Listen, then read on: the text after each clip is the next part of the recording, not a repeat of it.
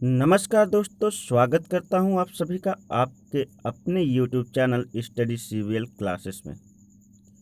दोस्तों, आज का जो हमारा टॉपिक होगा वो बोर्ड के दृष्टिकोण से एक बहुत ही महत्वपूर्ण इम्पोर्टेंट टॉपिक होगा, जिसे हम आज के सेशन में हम केवल कई टॉपिकों में जो है डिफरेंस, कई टॉपिकों में अंतर को समझेंगे। जैसे स्क्रीन पर आप देख रहे होंगे कि पहला जो हमारा अंतर है वो स्वपरागण और परपरागण का अंतर है, जिसको हम कहते हैं सेल्फ पॉलिनेशन और क्रॉस पॉलिनेशन। तो चलिए जानते हैं सेल्फ पॉलिनेशन और क्रॉस पॉलिनेशन में क्या अंतर होता है।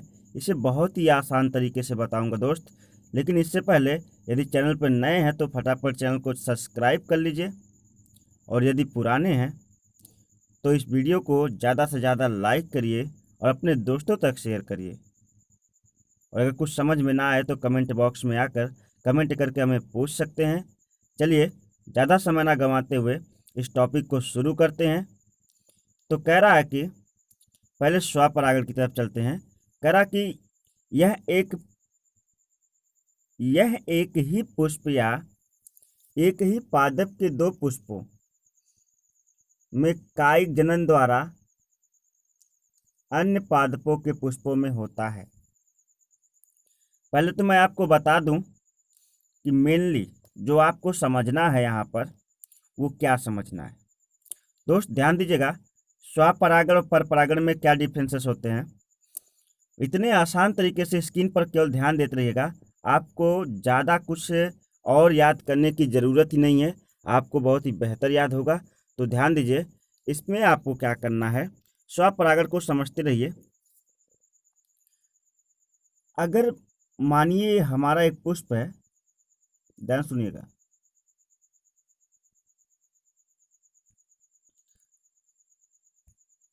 One second. हाँ देखिए दोस्त, ये हमारा जो है एक पुष्प जैसा कि हमने बना दिया, ये इसकी जड़ है और यहाँ पे इसके वर्तिकाग्र और वर्तिका, ये इसके पराग कोश है और यहाँ पे इसका वर्तिकाग्र। ठीक है दोस्त, तो पराग कोश से निकलेगा परागकण, मैं यहाँ पे लिख दे रहा हूँ, ये इसका पराग कोश है। ठीक, और ये क्या है, वर्तिकाग्र।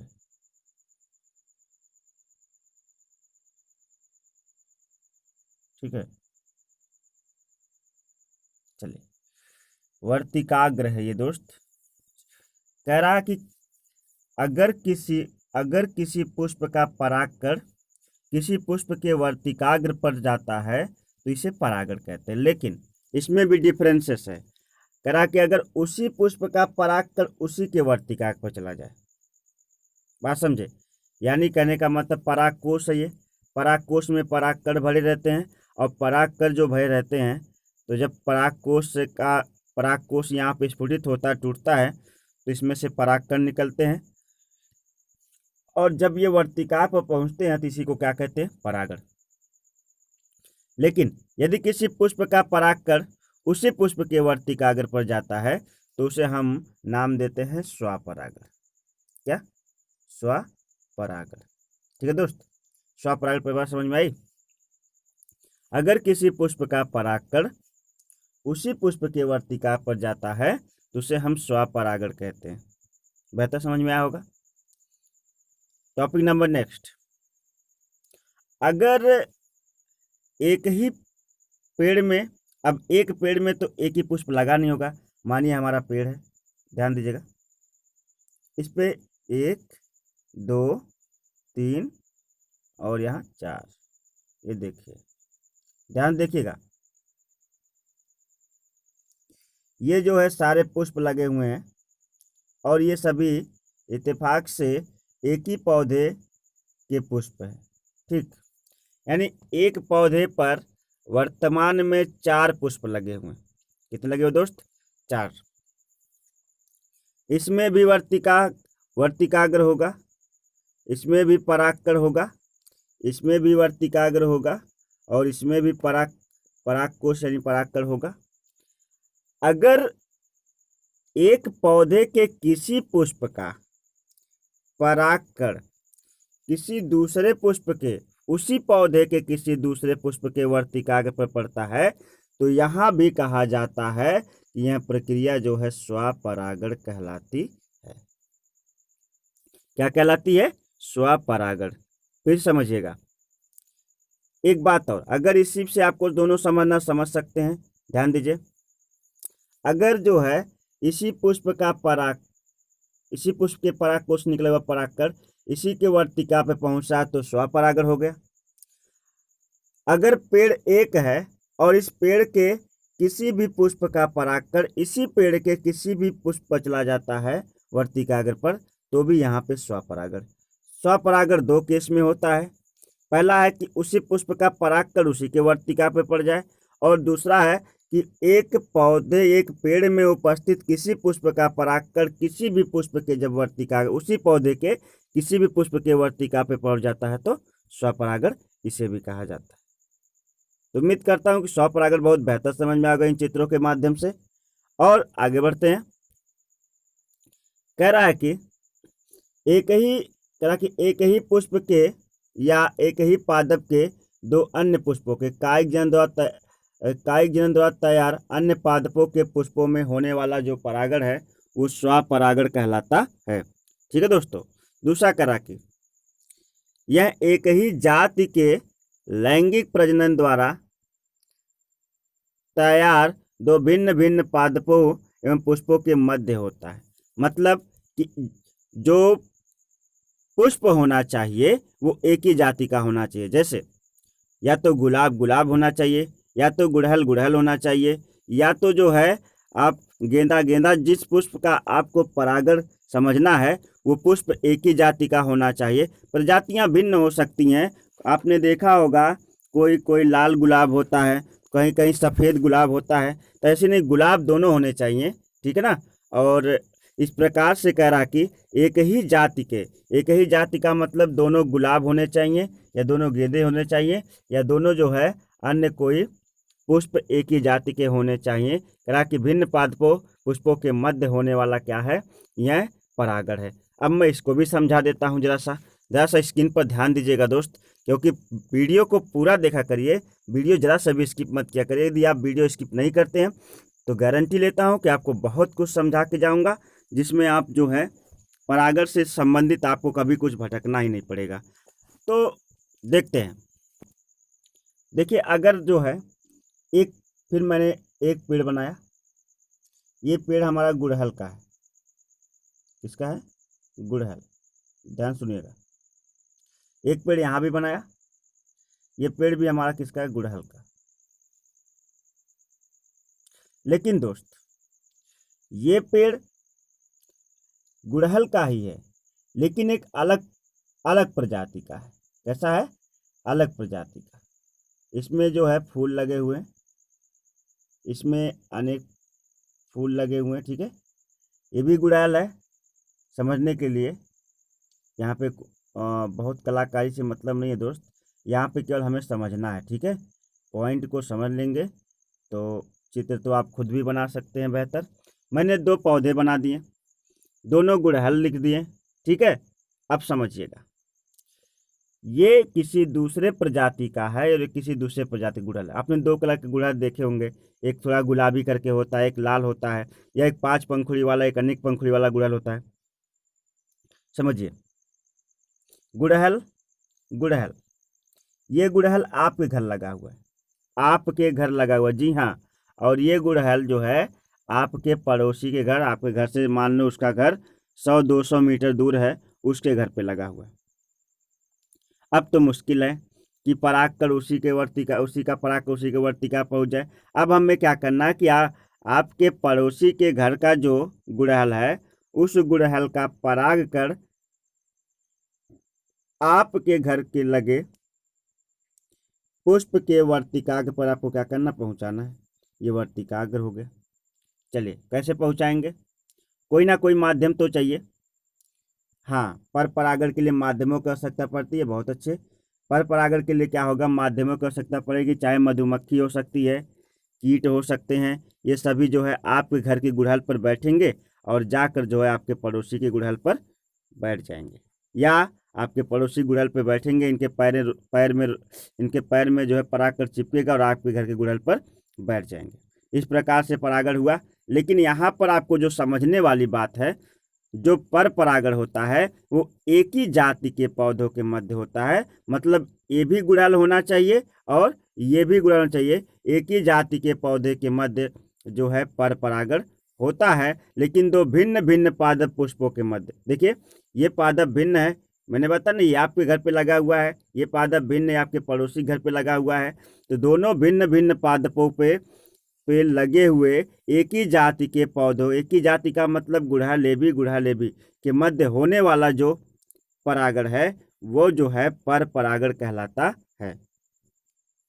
ठीक है दोस्तों, आगे बढ़े। अब आगे कह रहा है कि इसमें जो हमारा पुष्प होना चाहिए ना, वो द्विलिंगी होना चाहिए। द्विलिंगी पुष्प का होना अति आवश्यक है। ऐसा किस लिए कह रहा है मैं आपको बता दूं। द्विलिंगी होने का तात्पर्य, मानिए कि आपका जो गुड़हल है, ये आपका गुड़हल है, ठीक है, यहाँ से इसका जल लगा हुआ, ये इसका जो है वर्तिकाग्र है और ये इसका क्या है, परागकोश। चलो समझते हैं। करा कि इसमें जो है पुष्प द्वैलिंगी होना आवश्यक है। द्वैलिंगी क्योंकि परागकोश जो होता है या परागकण जो होता है पुष्प का मेल पार्ट होता है। क्या होता है? Male part. जबकि वर्तिकाग्र और वर्तिका और अंडाशय क्या होते हैं? Female part. अब परागकण को हमको पहुंचाना है परागकोश से निकाल के वर्तिकाग्र तक, तो इसका मतलब है कि अगर उसी स्वपरागण किसे कहते हैं, अगर उसी पुष्प का परागकण उसी के वर्तिकाग्र पर जा रहा है, तो यानी मेल फीमेल तो एक ही पौधे में होना चाहिए ना।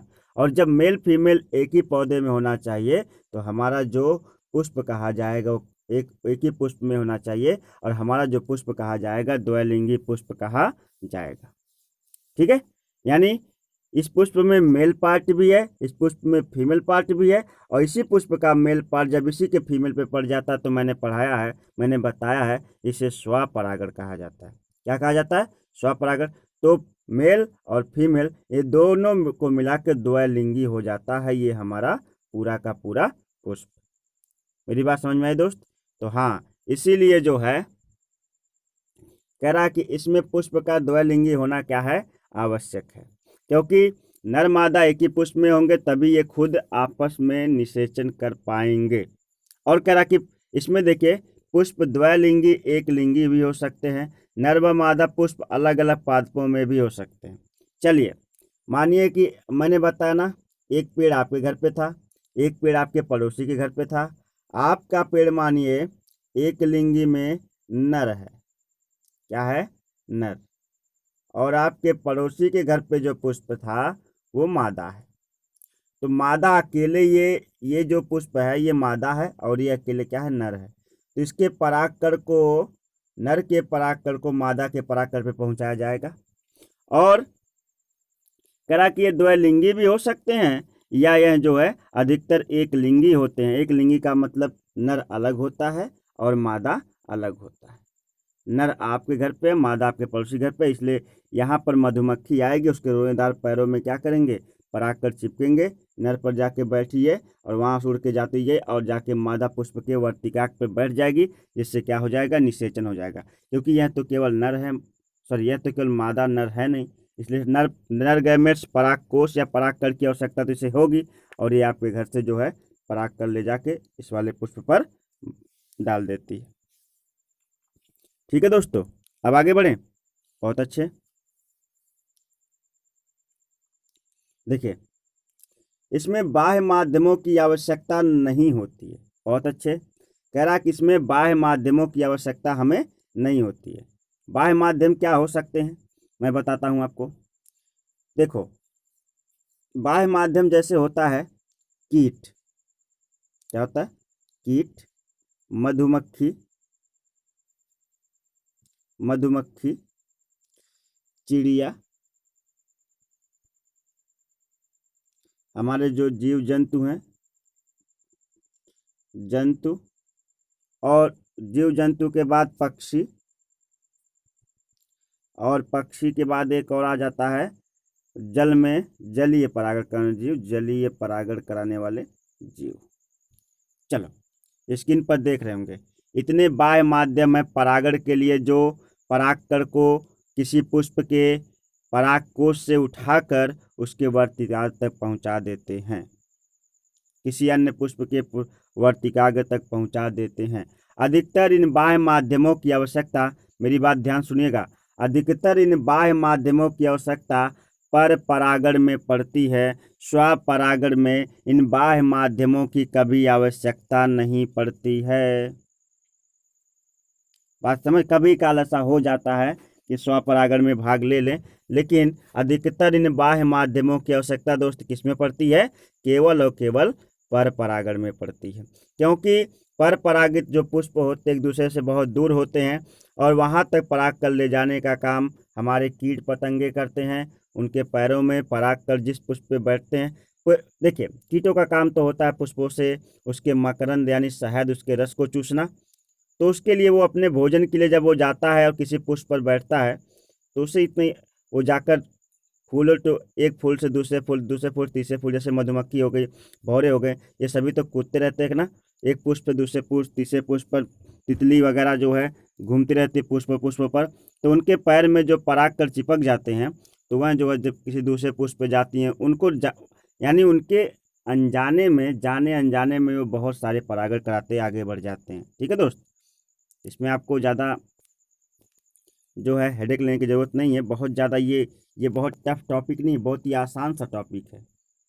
जानिए बाह्य माध्यम उसे कहते हैं जो परागकण को ले जाकर किसी दूसरे पुष्प के वर्तिकाग्र तक पहुंचाए, वही तो बाह्य माध्यम है कि नहीं? अब कह रहा है कि ध्यान सुनिएगा, तो कह रहा है कि जो स्वपरागण होते हैं उसमें किसी बाह्य माध्यम की आवश्यकता नहीं है। अरे भाई जब समझिएगा, हमारा यही पुष्प है, हमारा ये क्या है? पुष्प है, पुष्प का ये हमारा जो है परागकोश है और यहाँ पे वर्तिका, इसी परागकोश से वर्तिका तक पराग कर ले जाने के लिए किसी बाह्य माध्यम की आवश्यकता पड़ेगी क्या? उसी पुष्प का पराग कर उसी का वर्तिका बहुत ज़्यादा दूरी पर नहीं होते हैं, इसलिए किसी बाह्य माध्यम की आवश्यकता नहीं होती। ठीक है, लेकिन क्या कह रहा है कि एक पुष्प जब आपके घर पे है और एक पुष्प आपके पड़ोसी घर पे है, तो कह रहा है कि इसमें जो है परागकणों को अन्य पुष्प वर्तिका पहुंचाने के लिए बाह्य माध्यम जैसे जल, वायु, कीट, पक्षी आदि की आवश्यकता होती। ये जो जल लिखा है ये जलीय पौधों के लिए लिखा है। जलीय पौधों में जो पानी में डूबे रहते हैं या पानी में अधोजल अधिजल, दो प्रकार के जो है होते हैं ये पौधे, जो कुछ डूबे रहते हैं या जो पूरा डूबे रहते हैं, उनमें भी परागकण जो है अन्य माध्यमों से जाता है। वायु, कीट, पक्षी आदि की आवश्यकता होती है। ठीक है, अब आगे बढ़ते हैं।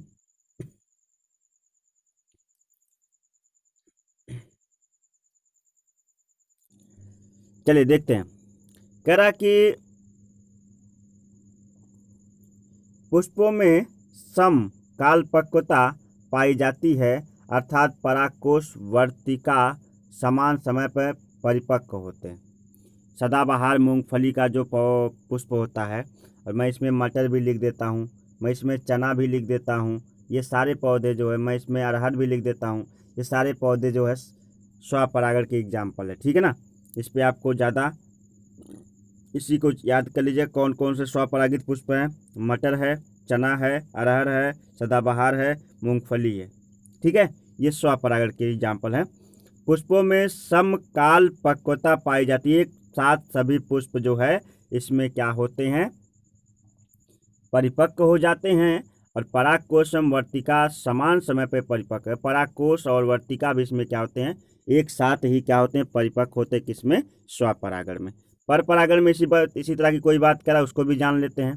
पर परागण में कह रहा है, ध्यान समझिएगा, पर परागण में इसने कहा कि पुष्पों में भिन्न काल परिपक्वता पाई जाती है, अर्थात पुष्प का परागकोश वर्तिकाग्र एवं वर्तिकाग्र अलग अलग समय पर परिपक्व होते हैं। जैसे सूरजमुखी और गेंदे के फूल में इस प्रकार का पर परागण पाया जाता है।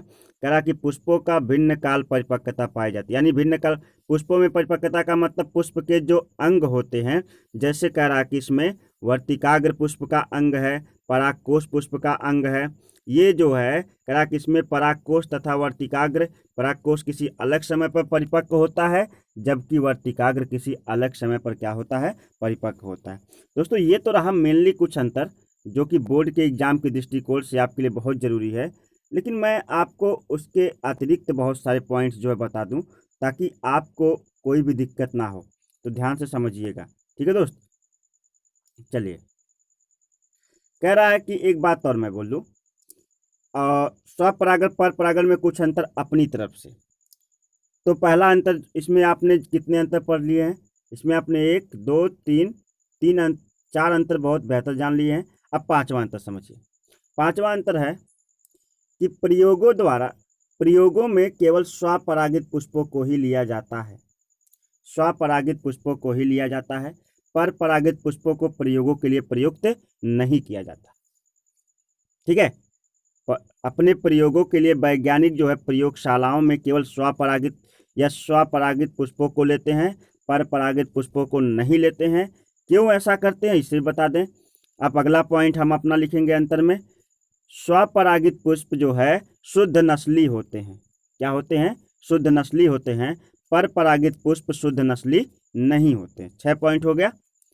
स्वपरागित पुष्प शुद्ध नस्ली होते हैं, मैं यहाँ लिख रहा हूँ शुद्ध नस्ली होते हैं, जबकि जो सुन रहे हैं वो लिख सकते हैं आप लोग, स्वपरागित पुष्प शुद्ध नस्ली होते हैं, पर परागित पुष्प नस्ली नहीं होते। दोस्त हम उम्मीद करते हैं जब आप पढ़ने बैठते होंगे और जब आप वीडियो को प्ले करते होंगे तो पहली बात तो मैं ये उम्मीद करता हूँ कि आप वीडियो पूरा देखते होंगे, और दूसरी चीज़ भी मैं ये भी उम्मीद करता हूँ कि आप अपने साथ जो एक पेन और एक रफ लेके बैठा करते होंगे, तो जानकारी के लिए जो भी चीज़ें आपको बहुत बेहतर लगती है आप उसे नोट डाउन करते चलिए। ठीक है, तो कह रहा कि स्वपरागित जो पुष्प होते हैं वो शुद्ध नस्ली होते हैं, पर परागित पुष्प शुद्ध नस्ली नहीं होते हैं।